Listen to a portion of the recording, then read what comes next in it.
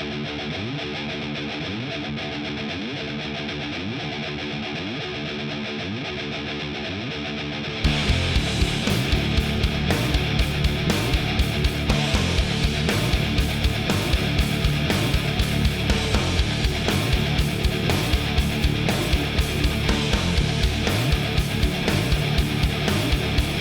and gentlemen, welcome to the podcast where we think there are a couple of things to talk about tonight. It's Lost the Midcard. Here we are. We were all prepped and ready to discuss the tremendous Double or Nothing pay-per-view that occurred this past Sunday for AEW, and then all hell broke loose this afternoon. By all hell breaking loose, another round of releases by WWE. We're going to kick that off right now. We're going to talk about it. Sean Ross Sapp of Fightful teased it yesterday, had some big news, some major news, and sure enough, that major news was definitely big today, as 6 WWE superstars have been released from their contracts. Buddy Murphy, Santana Garrett. Then it gets interesting. Lana, Ruby Riott, Aleister Black, and Braun Strowman. Some gigantic names there. A former world champion there. The wrestling world was definitely turned upside down with this announcement today. And Matt's been hitting the keyboard all day with all these articles. What were your thoughts when this dropped, man? Why me? Oh, bad, right? I mean, today was not the day. It's not wanted this to go down. Let me put it that way. I mean, we pretty much have a lot of underutilized talent. They didn't strike when the iron was hot with Strowman like they should have. The only and Strowman was in the main event just recently at WrestleMania Backlash. Outside of that, Lana was about the only one being regularly used, but also, jobbed for, quite often, even though, her and Naomi did get some traction as a tag team. But holy shit, I mean, we're just starting to reboot Aleister Black, and now he's gone. Braun Strowman's gone. If you look at your calendar and count 90 days from June 2nd, that's August 31st, Matt. What has not yet happened on August 31st? That would be All Out, right? Even the Dynamite before All Out. Wow. Yeah. I mean, holy shit. A lot of speculation that WWE's prepping to sell. A lot of speculation. Aleister Black actually went on his wife Thea Trinidad's Twitch channel today to discuss the release. Now we call him back to calling him Tommy End, I would suppose. He mentioned that it was mainly due to budget cuts. He also said that Vince McMahon liked a lot of his creativity and ideas, but why the okay. That makes a whole lot of no sense. Man, definitely dropped a bomb on us today here, Matt. What do you think happens? I would venture to guess Ruby and Buddy maybe go into Impact. Lana clearly joining her There husband. You are. Welcome back. Huh? You froze. Oh.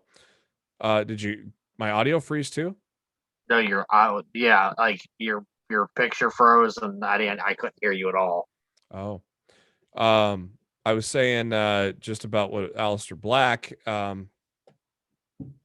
just about how budget cuts, yet they were just getting ready to reintroduce him to the world. I would fully expect Ruby and Buddy maybe going to Impact, and Lana obviously going back to going to AEW with her husband. Would you expect Black and Strowman to go to AEW or maybe New Japan for Black, or what do you think? Where do you think these? I think both Riot and Lana go to AEW. Okay. I don't know where Strowman goes. But I would, to me, it would make a lot of sense to have Black, Tom Yen go to AEW as well. So Yeah. Bring Thea with him. Yeah, because I can't imagine she's signing any new deal with WWE now that they pulled this. Yeah. Remember those rumors that she was coming back? That Well, it wasn't rumors. She was there filming content, but Sean Ross Sapp doesn't believe that any pen was put to paper. At least that's what he said this afternoon. So if she hasn't signed yet, like I can't imagine that she's gonna want to sign now. No. So he even noted that he had a new theme that thought was his best theme yet, but yet now probably nobody will get to hear it. Yeah, they'll give it to somebody else. Yeah, I mean, Styles ended up adopting James Storm's theme. Somebody else will get it. Glorious wasn't supposed to be Bobby Roode's either.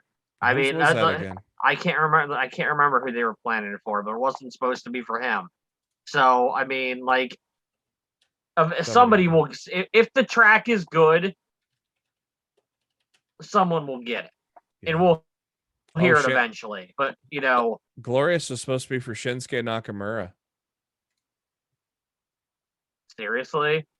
Really glad they didn't do that. Yeah, then we wouldn't have Rick Boogs slashed on the guitar, man. I love that. I love that pairing. Yeah, so they just started reintroducing Aleister Black with all these vignettes and started the feud with Big E. Now poof, he's gone. Black said he's on Thea's Twitch. He's open to continue to wrestle and is thinking also about opening a wrestling school. I don't know where Mike Johnson had this on one of the things saying talents would be able to wrestle elsewhere by early mid-November or early mid-September. What is that 90-day clock? Apparently he just didn't do math. I was going to say, I was like, the clock starts today. Clock doesn't start next week. So I don't know they're 90 days from today. I'm assuming Mike just didn't do math. Yeah. 90 days from today is August 31st. I did the math earlier today. But if you look, like, if you're thinking what, look, if you're not doing the math, it's the beginning of June. So you go July, August, September. Yeah. And you think that way. Yeah. And that's probably where he, got that from. But no, I did the math. So wouldn't surprise me if Santana Garrett goes back to Impact, maybe. Yeah, that seems likely. Oh, guess what? Guess what? She was supposed to debut on SmackDown. Yeah, well. Reactions from the release to Santana Garrett saying thank you WWE, peace, love, and headband power. I mean, we hardly saw her on either brand, really. They didn't really use her in NXT much. Braun Strowman, what a chapter in life. Thank you. Posting a picture with the Good Brothers and Bray Wyatt, who, hell, if there's cuts tomorrow, you might see Bray Wyatt, Jeff Hardy, if this budget cuts, Jeff Hardy's got to be making a lot of money, don't you think? I would imagine so. Braun had a massive deal. That was the catalyst behind Braun getting released. Buddy Murphy says, today ends my 8 years with WWE. What a crazy ride. The highest to highs, lowest to lows. But whether I had 3 minutes or 20 minutes, I put all my effort into all my performances. Nothing is harder when all you want to do is wrestle, but you can't. But in my opinion, I haven't even hit my peak. I know Kenny Omega is already, this was, I think, an old tweet, though. Kenny Omega talking about wanting to wrestle Murphy down the line. So maybe Buddy comes to AEW because I think Kenny has a little stroke with that company, don't you think? We'll bet.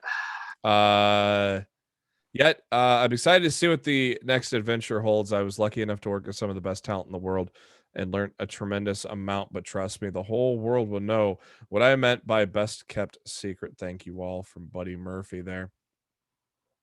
Lana, I will never forget the fans and the love they showed me, whether it was a tank, power suits, flag, crush, Rusev, 900 partners, weddings, or tables. I always tried to entertain you, and you definitely elevated me. Thank you. Boy, what a day. I was beginning to wonder if the news was ever going to slow down today, man. Who are you telling? Right? The man that's typing the news all day. Yeah. Shut up! Oh, Vince, you shut up. AEW Double or Nothing, full house at Daly's Place. That crowd was fucking great, wasn't it, Matt? Very hot crowd. A very awesome buy-in pre-show match. Serena Deeb and Riho for the NWA World's Women's title. That was a hell of a kickoff match there. They have announced that Riho is officially residing in the United States now, so you'll be seeing a lot more of Riho over the time to come. Kick things off with Brian Cage coming out with the FTW title. Hangman Adam Page coming out to a gigantic pop. I mean, this is 5,000 people, so imagine when you get a full arena full of people, man, it's going to get nuts. Big pop for Hangman. I thought it was a great opener. I thought Cage and Page was a good start to the show, wasn't it, Matt?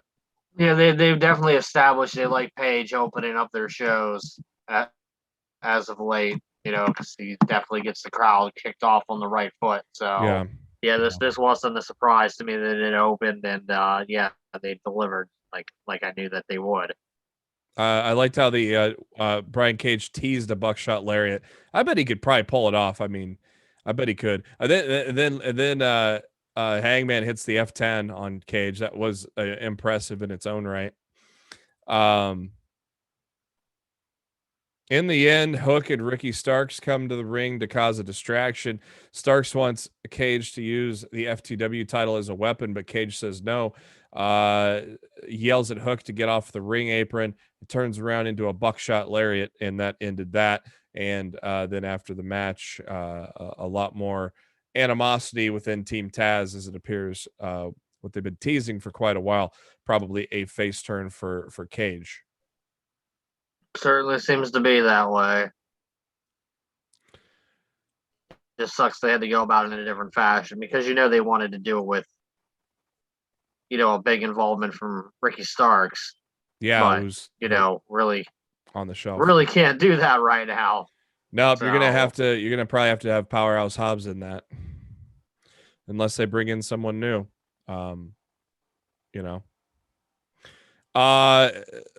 Moxley and Kingston coming in to the Major League version of Wild Thing once again. The crowd loving it, chanting along with it. Moxley and Kingston fired up as hell as they make their way to the ring. Some free souvenirs for some shoes there in the crowd, as they still were holding on to the Air Dior's. And a tremendous 20-minute tag team championship match. A little baffled that the Bucks won, though, Matt. I thought this would be, especially with the full crowd, a hot crowd, this would be a great time to change the titles, didn't you think? Guess not.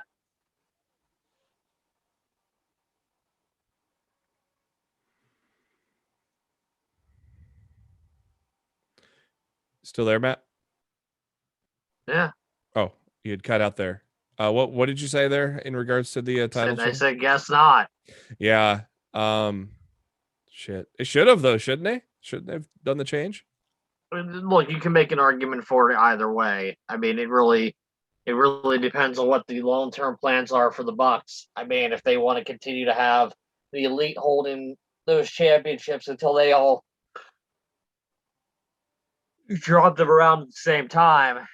Yeah. Maybe they're gonna have to hold on to them a little longer. I mean, there's a chance that FTR might be coming back after those titles to get their rematch that they never got. So, Frankie Kazarian is on an Elite hunt right now. He made a cameo in the match to even up the odds a little bit. Maybe Kazarian gets a new partner and goes after the Bucks down the line. Took 4 BTE triggers from the Young Bucks to put Jon Moxley down, but they finally did with to retain the titles in a very I don't know, was that the match of the night, Matt? That tag match?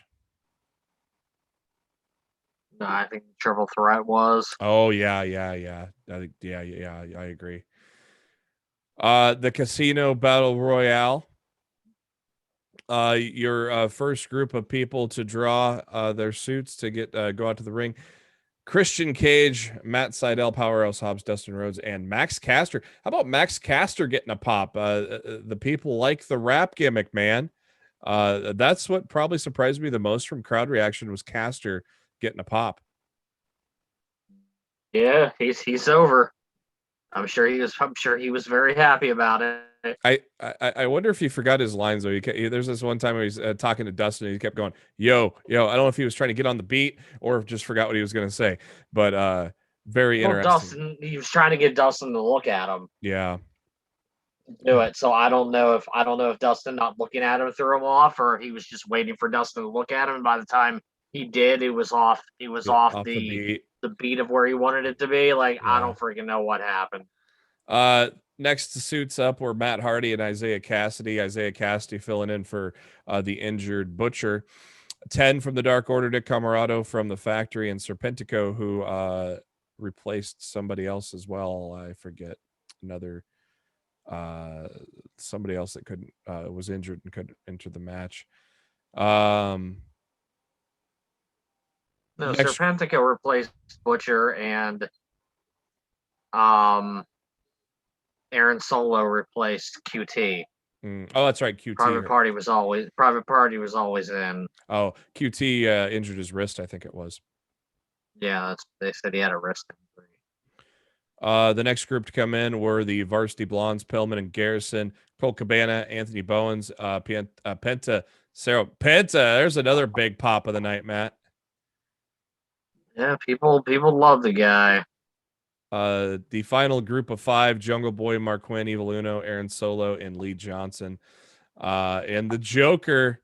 How about Leo Rush, Matt, as the Joker, our boy?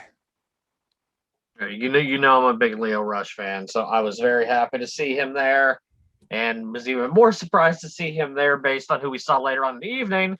Mr. Mizark, yeah. Yeah, but they seem to have buried said hatchet. So yep. He mentioned that publicly on Twitter. Good thing. Yeah, he had said that on Twitter that they buried the hatchet. Had a talk. I wrote about it, motherfucker. How about that stare down between Christian and Matt Hardy? Memories, huh?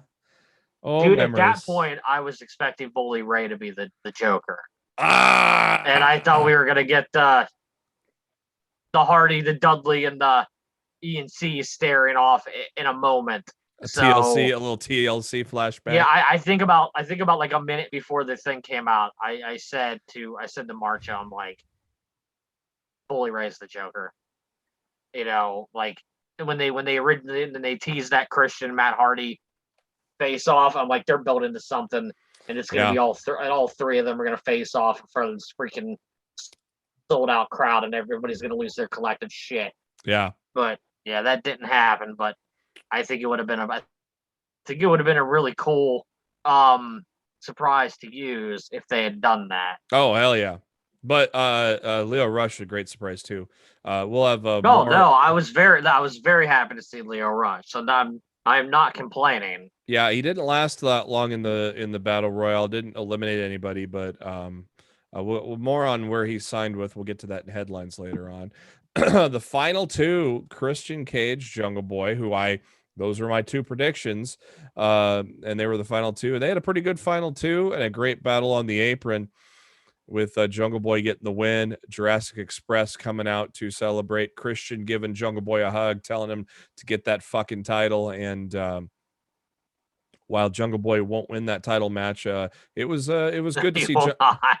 It was good to see Jungle Boy win this match, though, wasn't it, Matt? I think they had no other choice in the matter, unless they were intending on turning Christian Cage heel afterward. They didn't have a choice in the matter. Yeah. That crowd it wasn't 50-50. It wasn't 75-25. It was 100% of Daly's Place was cheering for Jungle Boy to win that damn thing. Yeah. So they would honestly, if that Christian would have won that thing, they'd had to turn him heel afterwards. So they definitely made the right call and let Jungle Boy win. Another instance of a classic entrance theme that the crowd gets behind, Jungle Boy. Crowd loves that theme too, man. Yep. The American Dream, Cody Rhodes taking on Anthony Ogogo, and the stinker of the show. Yeah, it was not. It wasn't bad, but it definitely wasn't good either. It was like it was something they could have had on Dynamite. Yep. Honestly, it just it was whatever, and it did Ogogo no favors whatsoever. Yeah. At the same time, he's greener. Didn't I tell you the Crossroads was dead? Yeah. Didn't even fucking break it out because it's dead. Yeah. Now he's using the vertebreaker instead. Gogo's greener than goose. Maybe Cody can call the vertebreaker the American Decline. There you go. Hold on, I got something for you, Matt. Will you stop? Yeah, I don't know. I didn't expect Ogogo to win because he's greener. No, but they could have made him look stronger than he did. Yeah, like Cody could have beat him with a roll up or something. You know, like Ogogo just like he hit Cody with that punch that stopped matches like 4 or 5 times. He hit him twice with that thing, didn't he? It felt like more than that. It felt like he hit him 4 or 5 times throughout the course of the match. And when we were seeing that punch, like legitimately stop matches, and Cody's taking like 4 or 5 of them, but he's still going. Yeah, like I said, it didn't do Ogogo any favors whatsoever. Like it's that pay-per-view adrenaline, pal. And I'm sorry, the American Dream moniker was not the match to waste that nickname on. No. Like if you really wanted to use that, you could have built up like to a fight with Miro.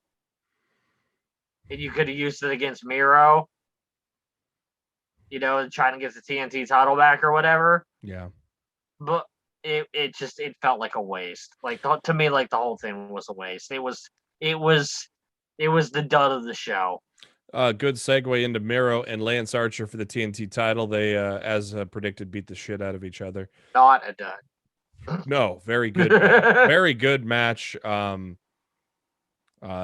know, putting over Miro. I mean, getting Archer to pass out in the game over. You know, that really puts over that move as you're talking about how the Crossroads is dead. The game over stock just shot up like very much alive. Game over, very much alive. That snake that Miro threw across the building, totally dead. PETA not liking that, but did you see that after the show at the media scrum? Yeah. Yes. Poor Denise. Like Tony did not get the joke at all. No. I felt so bad for her. I'm just like, man, come on, Tony.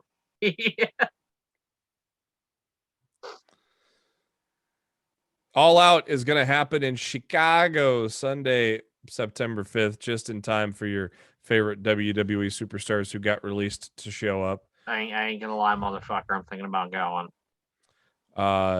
Come on, CM Punk.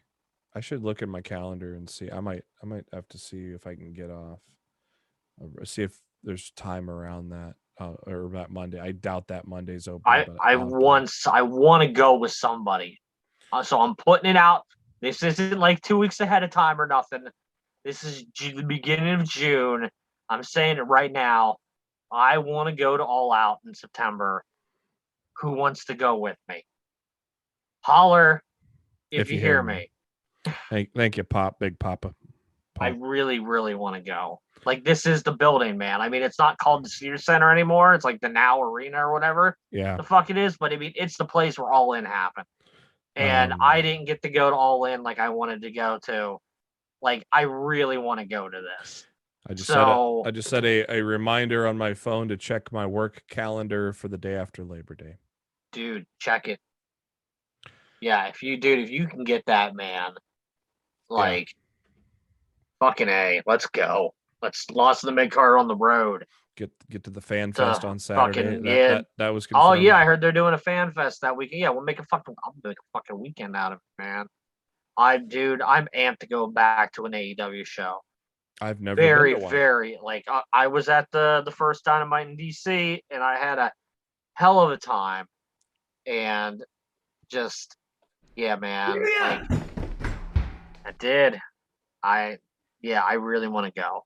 So if anybody within the sound of my voice wants to go all out with me, wide-reaching, let me know. Absolute fucking classic for the AEW Women's Title between Hikaru Shida and Dr. Britt Baker, DMD. Fucking classic.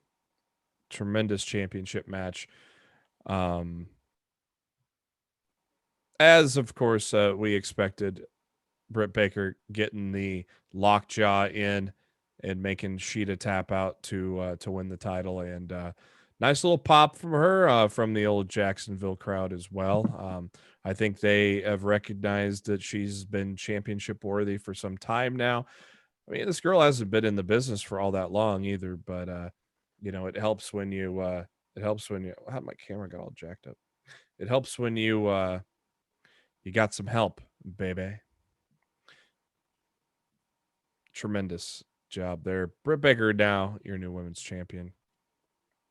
Indeed. How about the hug, man? Tony coming down to give old Britt a hug. A big pop for that. Loved it. Feel good moment, pal. Yeah, man. You got to give the people what they want.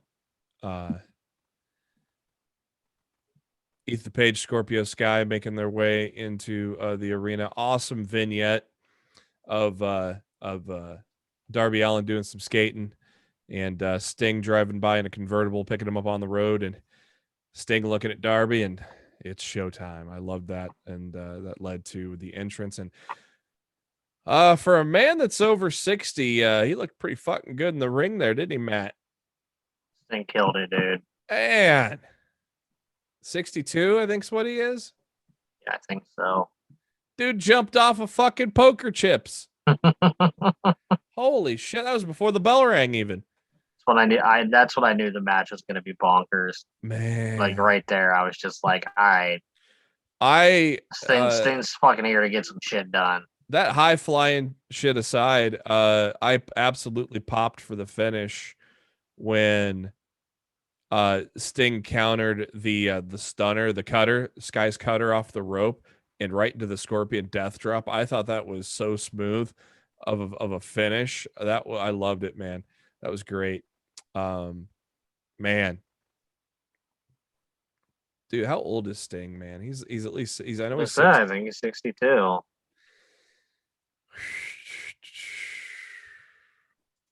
He's born 4 years after my mom. 62. Born in Omaha, Nebraska. Yeah. As Matt said, main event. Well, not main event, but match of the night. Triple threat, Kenny Omega, Pac, Orange Cassidy, Pac. I said it right the first time this time, actually. Man, there were so many times where we thought Orange was going to win it, wasn't it, Matt? There was a lot of great near falls in the match. Man. Yeah, that was just a tremendous match. If you have did not get a chance to check out Double or Nothing, do not miss that one. That was tremendous for sure. No surprise Kenny Omega winning, because we've been saying this on the show for months that Hangman Page is going to take that title off to a gigantic fucking pop. Chicago? You think Chicago? Or are we going full gear? I think you said last week you think in Chicago maybe. Look, if Punk's coming in this year, it's got to be in Chicago. What's the likelihood of that? It's a hell of a lot more likely than him going to WWE. If you saw what he said about WWE today. The stuff he's been saying about WWE, period? No, did you specifically hear what he said about WWE today? No, I missed today. Right. Let's go. Let me Twitter here. Let me set it up for you. John Squires of Bloody Disgusting sent out a tweet this afternoon regarding the releases. And he said, one thing that has consistently bummed me out about WWE in recent years is that there's been a wealth of incredible talent in that company, but they rarely seem to really know what to do with any of it. This latest wave of releases is truly a stunning reflection of that issue. CM Punk replied to that tweet and said, it's like a movie with a blockbuster budget and cast, but if it's written by a completely bankrupt nincompoops, specifically for an audience of one, in a language nobody understands anymore, it's trash. But people watch it because they like movies. Yeah. So not many people watched it. He definitely ain't going back there. Not many people watched it in the third hour on Monday. We'll talk about that later. Oh boy.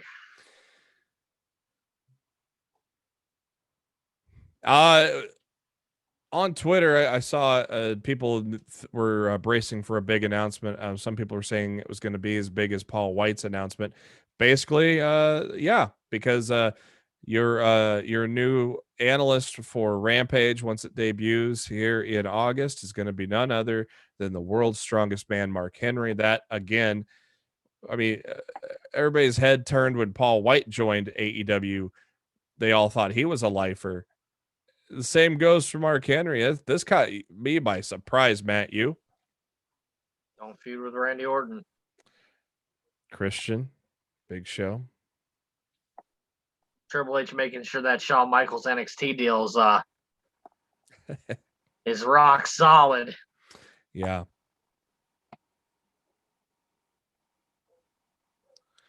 Yeah. Don't leave me, Shawn. You need to be here when Vince croaks. I watched Shawn Michaels A&E special. That was pretty damn good. I'll try to catch Foley's here in the next couple of days. I've got it on my DVR. I haven't seen it yet. I have not felt the necessary need to go out of my way to watch it. And just like it closed last year, Stadium Stampede closes this year. Did you think it should have closed with a crowd there? How else are they going to fucking do it? Yeah. And I mean, they essentially closed with a match in the ring. Yeah. They did a lot of everybody singing Judas at the end. So I mean, it was still a great way to close everything on. Yeah. And it sent the crowd home happy because there's going to be some people that weren't happy that Omega retained. Oh yeah. So you send the crowd home happy by the by the Inner Circle getting the big win, Sammy Guevara getting saving him, the biggest win of his career. That was a great end. That was a great ending one-on-one with Spears. Him and Spears. That was great. I loved MJF and Jericho in the office, and then old Urban Meyer saying, "Holy shit!" I popped at that just because I didn't expect Urban Meyer to cuss, let alone show up on AEW. But there are a lot of creative things that they did. I love the bar scene, Conan DJing, a little LAX reunion. There wasn't much of Santana Ortiz and FTR in this Stampede. It was a lot of. It was really at the beginning and then in the bar. Yeah. Which is fine. But you can only fit so much into the show. Yeah. Wardlow and Hager fighting in the walk-in cooler. That was some cool shit. Of course, Sammy and Spears had some good stuff backstage before they got to the ring. I loved the scene of Spears sitting in a room full of chairs. That was really well lit, really well shot. I thought that was a cool shot there. And then we mentioned in the end, everybody started making their way to the ring. Jericho, MJF, Sammy, and Shawn Spears, and Sammy hitting the 6:30 to save the Inner Circle as the Stadium Stampede Part 2 clocking in at 31.5 minutes. I mean, once again, Matt, AEW did it again on pay-per-view, didn't they? Yeah, I thought it was a really great show, top to bottom. I really enjoyed it. Like I said, to me, the only dud of the evening was Cody and a go-go, and the match was still passable. I mean, it was fine for what it was. It's just it was more it was a good TV match they had. Yeah, I don't think it really needed to be on the pay-per-view. I think it was just Cody needs to be on the show. How we can get him on the show, and that's how they did it. Impact really did not have much to really write home about. I think the biggest news that came out of Impact was the fact of what's going to be on BTI, which is Josh Alexander and TJP Iron Man match on BTI Thursday. But also would learn that TJP is going to be out for quite a while, injured. Matt is so heartbroken over it. I'm so upset. Do ya? I thought NXT this week was absolutely tremendous, from top to bottom. I thought it was a great show. Of course, we knew ahead of time kicking off the show. We knew that from the Raw promos. Pete Dunne, Johnny Gargano, Kyle O'Reilly, triple threat for the #1 contendership. But 20 minutes into it, Adam Cole just beat the shit out of everybody. And I thought that was a great way to make Adam Cole look strong, beat all the top guys, and I don't like that the match was just abruptly canceled. Yeah. I mean, it's a triple threat match. It should be no DQ. Yes, yeah. Essentially, you knock the ref out. Here's an idea, Regal. Send out another fucking ref. Get the 3 guys back in the ring and fucking continue the damn match. Yeah. Don't tell me that all 3 guys, that there wasn't one person that couldn't drag one of the other motherfuckers in the ring and pin them. Yeah. I did not like that because, look, we all know this. Triple threat. There's no DQ. You can't DQ on a triple threat. So to me, like, that was just kind of a cheap cop-out. I enjoyed the match. I enjoy what we're going to get in your house. Oh, yeah. Because Cross is dropping the title. You think so? Oh, dude, he's dropping it without getting pinned. He's going on the main roster. They need him. He'll be up there in time for the fans in July. I guarantee it. So I always love the feud between Regal and Cole, though. The animosity. Cole was on fire on the mic. Yes, he was. Tuesday night. Man. Absolute fire. Cole is back, baby.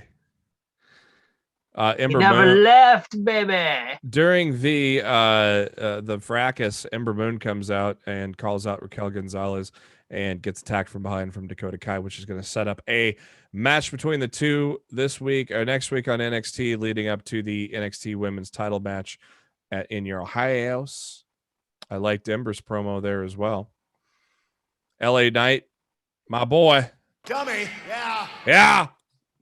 Cutting a promo on his way down to the ring as he takes on Jake Atlas. Went to commercial during the entrance, come back, and the Hit Row Records group shows up, making fun of Everrise, don't we all? And Drake Maverick. I was going to say, is that really, it's not a real high bar. Probably getting a Swerve and Drake Maverick match down the line. I won't hate that. Or Dane coming in to protect him at the end.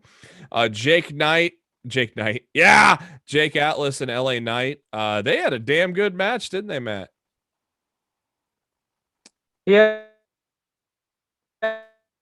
I mean, it was solid. I won't say I was super paying attention to the match. I was more, paying attention to what DiBiase and Grimes were doing.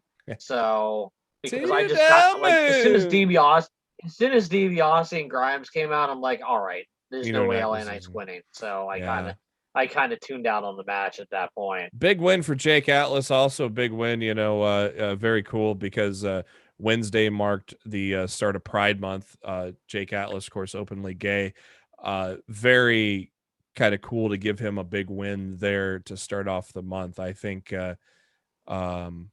I really think that was kind of cool what they did for Jake Atlas there to give him a huge win.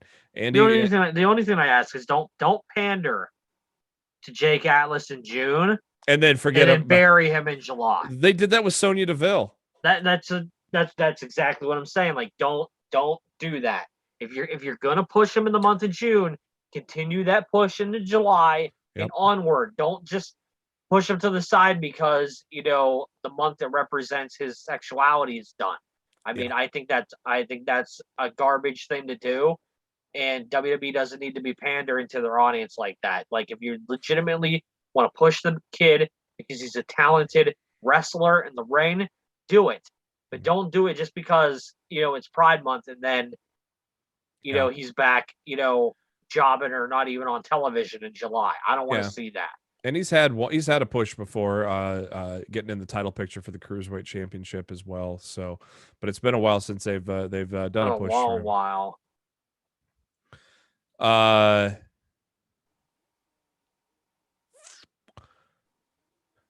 Poor LA Knight, Ted DiBiase shaking his head. We do learn later in the show we're gonna have $1 million match between LA Knight and Cameron Grimes at you know who impressed Ted DiBiase that night was Adam Cole, baby. I don't know, because I'm pretty sure the $1 million title is going to be on the line between Grimes and Knight. So, oh yeah, it is. Adam Cole comes out, cuts a great fucking promo. Go check it out. Loved it. Oh yeah, if you have not heard that promo, pause our show, go listen to the promo, and then come back and keep listening. Like that was one of those all-time great promos. You got to go fucking listen. It's good. Yeah. It was good shit. For sure. That led to the announcement of the Fatal 5-Way at TakeOver. Karrion Kross is hardcore. He'll take them all. Yeah. Thank you, Tommy. You have WrestleMania wrestling, right? Yeah, I have it. There's I haven't got to play it a ton, but I have it. There's a I can't remember which on PS4 there's a trophy. You got to do something to get it. I don't know if it's just win with Tommy Dreamer, but the trophy's called I'm hardcore, I'll take them both. Maybe it's win a triple threat match with Tommy Dreamer. I hear the sequel is in development too, by the way.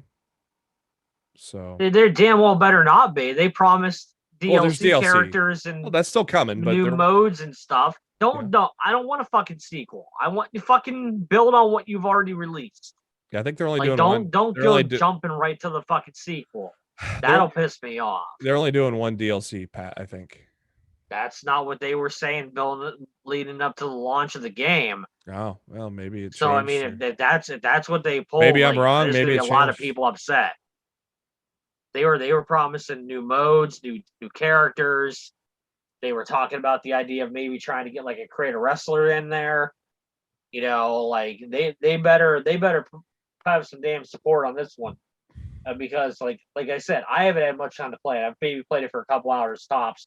I wanted to write a review on it. I just haven't had time to properly sit there and give it like a full playthrough to write a proper review. Mm-hmm. Because I just don't think it would be fair to write a review off a game that I've only played for like 2 or 3 hours. Yeah. So, Mackenzie Mitchell interviewing the women's tag champs The Way. Indy Hartwell listening to some 80s power ballads on her headphones. Kushida with an open challenge, and by a guy by the name of Carmelo Hayes shows up, and damn, he was pretty impressive for his debut, wasn't he, Matt? I'll be perfectly honest with you. I didn't see this match. Oh man, you got to go back and check it out. You got to go back. You got to go check it out, man. Man that was in the Indies known as Christian Casanova. Where did he go? Where was he before NXT? Here, let me look. Yeah, you definitely go check out that match with Kushida, Matt. It was tremendous. And I cannot find where he was from originally. It just says Indie Star. Does he have a wiki? I had looked at a fandom and nothing came up there. Check his wiki.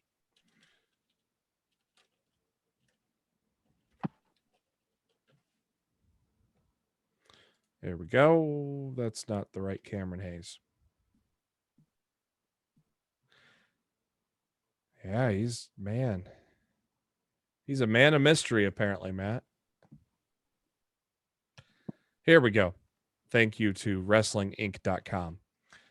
Hayes is from Massachusetts, spent 6 years in the Indies working for mostly Northeast indie feds such as Chaotic Wrestling, Northeast Wrestling, and Beyond Wrestling. Matt, go watch that match. That's your homework for today. I'm too tired to watch anything. A very good match for a debut with that. Kushida winning after hitting landing the hoverboard armbar. 11 minutes, great match. After the match, Kushida giving Hayes a lot of props, a lot of respect, because that was a damn good showing from for both men there. That was a tremendous match, and Hayes really looking impressive. Definitely got a star there in the making. Frankie Monet in a makeup chair talking about how she's only getting started. The young and up and comers, Zoe Stark and Zeta Ramir took on the Way. Quick little match there for LeRae and Hartwell to win. During the match, Dexter Lumis picks up Indy's headphones, so the love continues. Looks like we're getting Mercedes Martinez and Xia Li at TakeOver. At least we're finally getting Xia Li into a TakeOver match. But doesn't it seem like some of these matches are just thrown together for TakeOver in your house, Matt? Like there's no build to much of anything here. Yeah, it certainly seems that way. Ember Moon and Raquel Gonzalez, that kind of, I mean, that started like literally 2 weeks ago at most. Obviously there's there's always been animosity with amongst the 5 guys that are in the title picture. So there is a lot of, that's probably the match that has the most out, LA Knight and Cameron Grimes, that just got started last week, 2 weeks ago, right? I think last week is when LA Knight interrupted. He interrupted the $1 million meeting. Yep. So that just got started. This thing's a week from Sunday. The only thing worse than this is NWA building their pay-per-view with one match, and the pay-per-view is like 3 days away. But anyways, TakeOver will probably be good as usual. And tremendous main event with MSK and Legado. About 16 minutes it went with MSK retaining. Bronson Reed evening up the odds at the end because obviously he's feuding with Santos Escobar. So that's it. So the show goes off the air with MSK and Bronson Reed celebrating in the middle of the ring.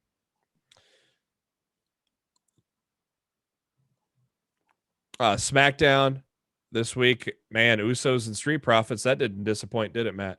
They gave him 23 minutes. They gave him 2-hour show. Raw can't give a 23-minute match, but a 2-hour show can give you a fucking 23-minute classic between the Usos and the Street Profits. How do you see this ending up? They get the titles, or they splitting up eventually because Roman wants his right-hand bitch? I think Roman makes sure they don't win those titles next week or this week. Now at this point, is that this week the title? Yeah, match? It's Friday. Yep. Already.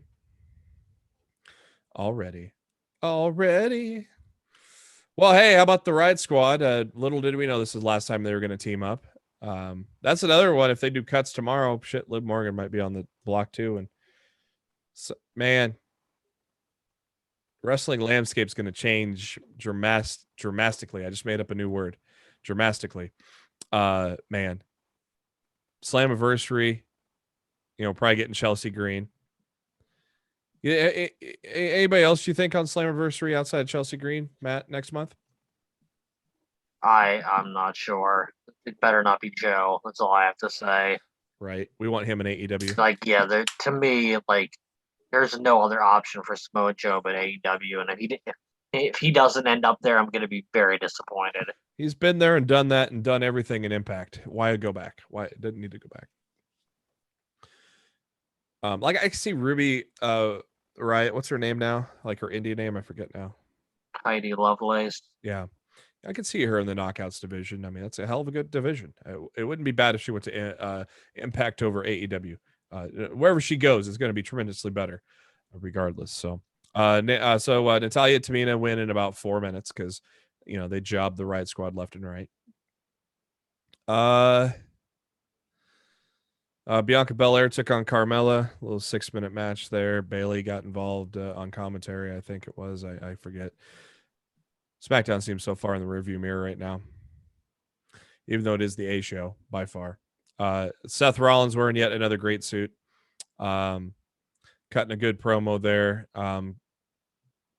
as he continues to feud with Cesaro. Apollo Crews, Kevin Owens for the. I don't think this was a title match, but it ended quickly when Aziz caused a DQ with a Nigerian nail from downtown. That's going to lead to a title match this week on SmackDown, and Aziz banned from ringside. More Roman and Jay. Roman asking him, which one are you? Are you main event Jey Uso or the guy relegated to opening the show? Roman has a good point there, doesn't he, Matt? He by himself, he was main event Jey Uso. I really am digging this whole story arc with the Usos and Roman's been well done. Amazing how you can actually write something good in a company that's got full of shit writing. I mean, that and the RK Bro thing, best things going on in WWE right now. Yeah. So. Especially after Orton using the Bro Derek. That surprised the hell out of me this week. Nakamura took on Chad Gable, Rick Boogs again on guitar. I enjoy Rick Boogs playing the theme.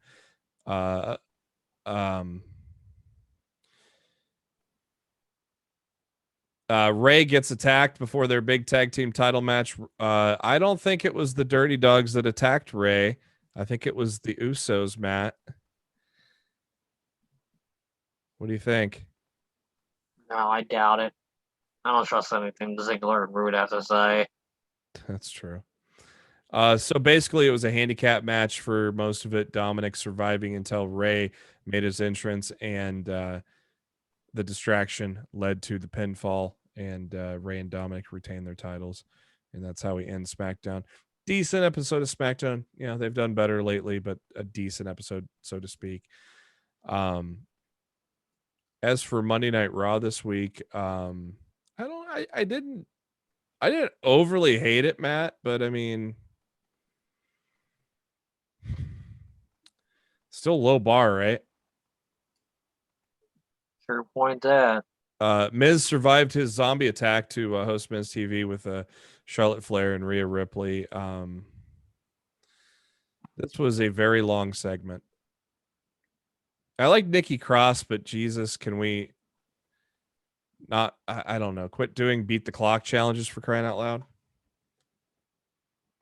Let's make her into a serious contender. That too much to ask. That's funny. Is that too much to ask? Clearly. Cup of haters over here. Cup of haters. Charlotte and Rhea, couple haters. So beats clock challenge. Nikki beats the clock. Yay.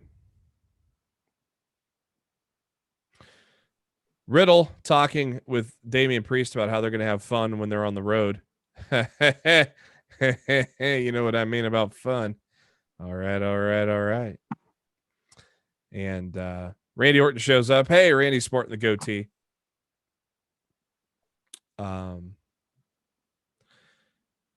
Randy inviting Riddle to ringside for his match with Xavier Woods. I wonder if Woods got a one-on-one match with a former or future WWE Hall of Famer because of his awesome performance with Riddle last week. I wonder if that led that great performance led to him getting this match with Orton, which went about 9 minutes. Pretty decent. Not as good as the Riddle match, but I thought it was still pretty good. You got to think at some point WWE puts their faith on Xavier Woods singles competition, don't you think? I would think so. But you say for all he's done for the company. Well, look at all that Miz has done for the company.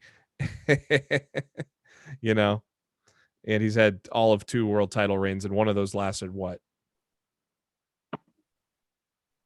How long was it? A week before Lashley beat him? I can't remember. Yeah, I think it was like a week. Shayna Baszler and Reginald. Okay, next. Reginald beating Shayna Baszler. Really?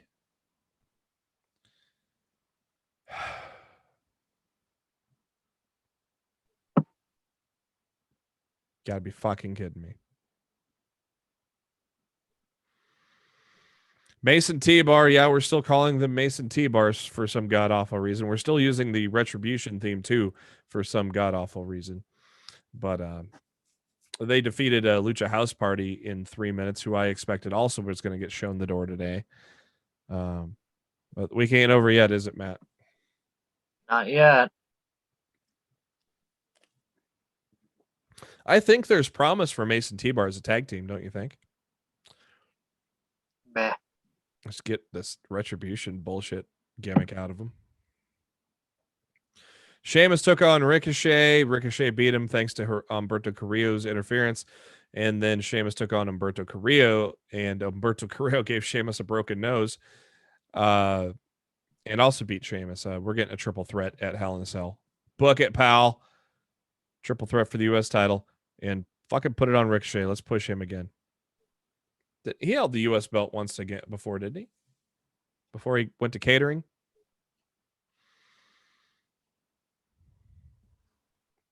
Well, we get another... What? I think so. I can't remember. Dude, I'm too fucking tired.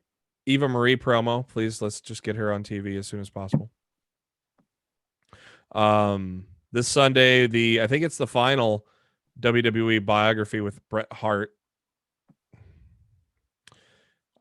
Mandy Rose and Dana Brooke took on Naomi and Lana. Little did we know that was the last time Naomi and Lana were going to tag together. Boy, that tag division is getting decimated, huh?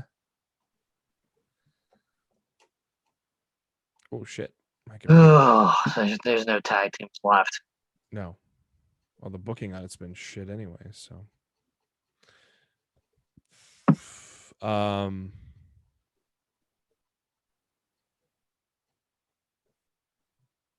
Cedric Alexander wins in a minute against Shelton Benjamin. I don't even remember that match happening.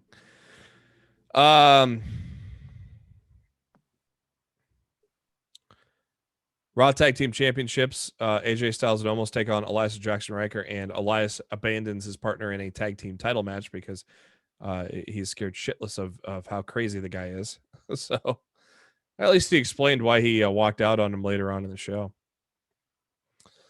The best part of Alexa's playground was Shayna Baszler beating the hell out of Reginald and calling Lily a stupid doll because she's just saying what we're all thinking, right, Matt?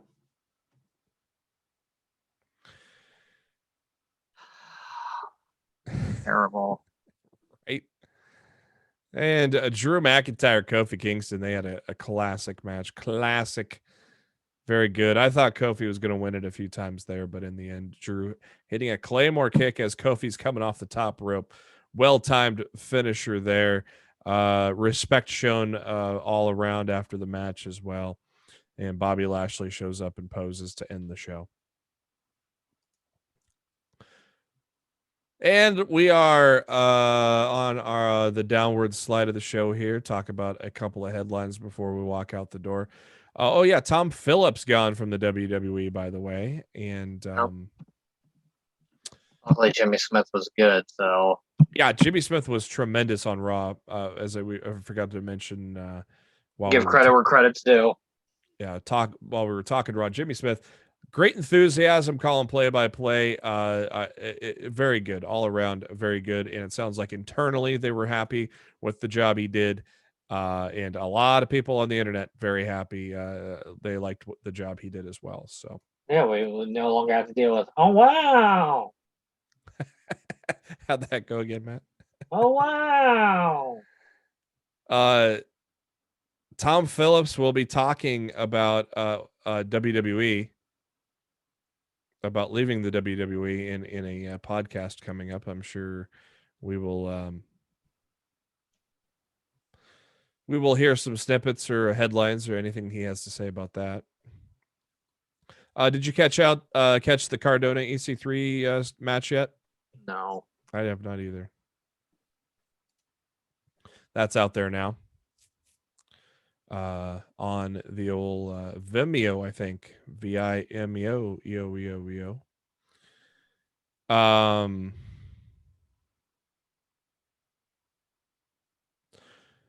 course, Army of the Dead, but starring Dave Bautista, streamed over 72 million times, one of the most watched shows ever in Netflix history.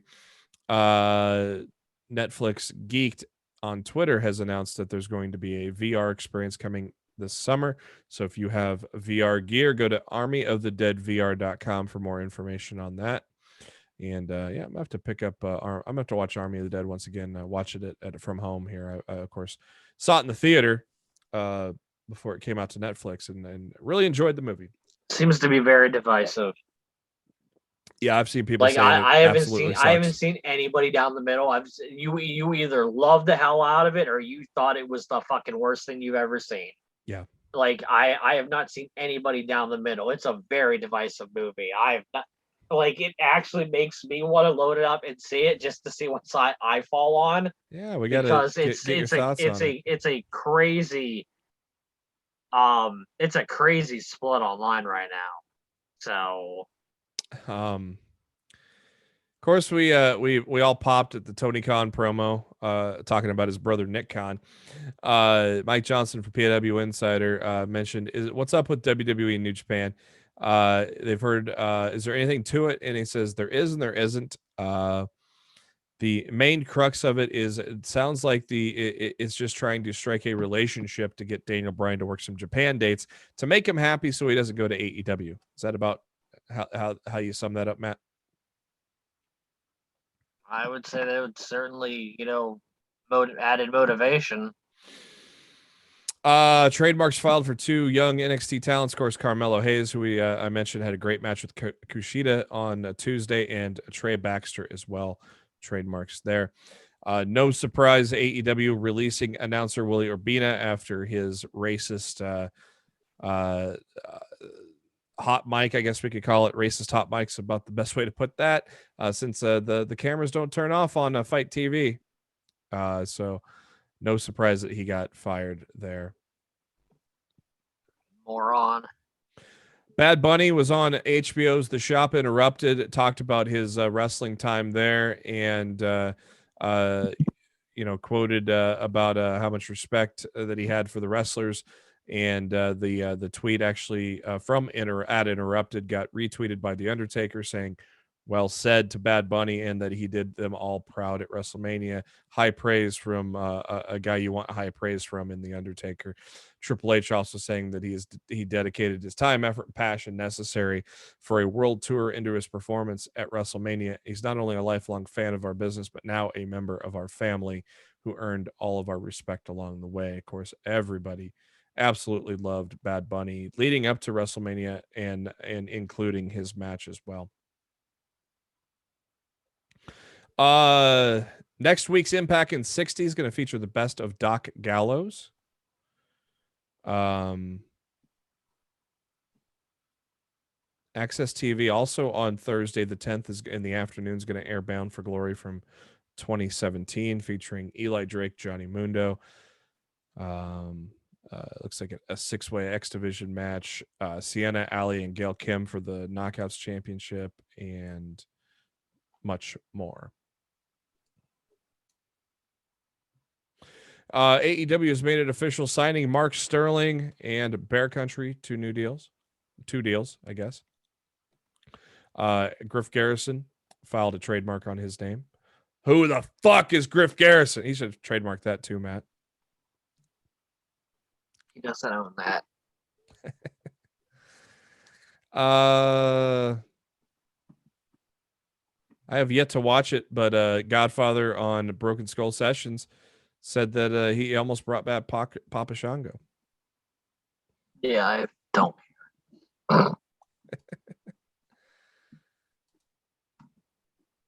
Leo Rush, of course, we mentioned, was the Joker in the Casino Battle Royal. It has been announced that he has signed with New Japan Pro Wrestling, but also has a blessing from them to work AEW and MLW as well. And it looks like he'll be a regular on New Japan Pro Wrestling Strong as well. TJP, this will be sad news for Matt. TJP underwent surgery to repair a fracture of his nose, so he'll be out probably one round of tapings. Mark Henry signs a multi-year deal with AEW. Of course, he made his debut at Double or Nothing as well. He is going to be working with talent development and, of course, be the analyst on the Rampage show, which debuts, I believe, mid-August, August 13th. Yes. Yes.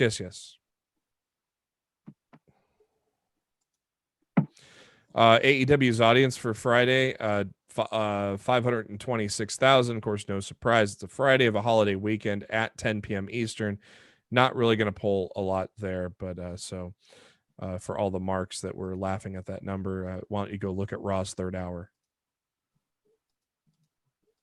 Oh, yeah. Raw's third hour was what? 1.1 million, Matt? Pretty bad. I had Raw's numbers here, but I can't find them anymore. Maybe they just disappeared into oblivion because they were so bad. I was looking for the overall number from Monday. But, of course, the key number. Oh, here it is. I found it. 1.41 million. I don't think we can blame that really on the NBA, can we, Matt? I'm sure WWE will. I mean, yeah. they have something to do with it, but they don't have everything to do with it. That was that their worst rating ever? Yes. Record low. 1.16 million in hour 3. SmackDown dipped a little bit, 1.6 million on Friday before the holiday. Court Bauer has announced that MLW has signed former Lucha Underground champion Mil Muertes to a multi-year contract. And of course, from Impact Wrestling, Gia Miller, who's done a pretty good job as she gets more experience in the role there with the interviewee in Impact, signed a 3-year deal with the company. And our final piece of news for the evening, AEW has officially announced they will be at the Now Arena, as we mentioned earlier, formerly the Sears Center. It's going to be on pay-per-view Sunday, September 5th, which is Labor Day weekend. So same venue that hosted All In and last year's All Out as well. And hopefully, maybe we can get a Lost in the Midcard reunion.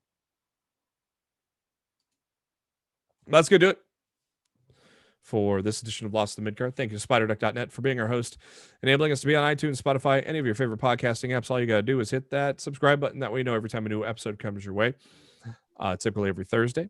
And subscribe to us on the YouTube as well. The links to that are on our Facebook page, facebook.com/Lost in the Midcard, or Twitter at LITMC Podcast, where we also share a lot of great tweets from the wrestling world. And Matt's on the Twitter at Raw If Showtime. I'm on the Twitter at JB Huskers. And before we go right off into the sunset, hopefully not find out more people got fired tomorrow, Matt, what are your final thoughts? Tired. Very, very tired. You've written a lot today. I have. For Matt Black, this is Jeremy Bennett. Thank you for tuning in to Lost in the Midcard. We will catch you next week.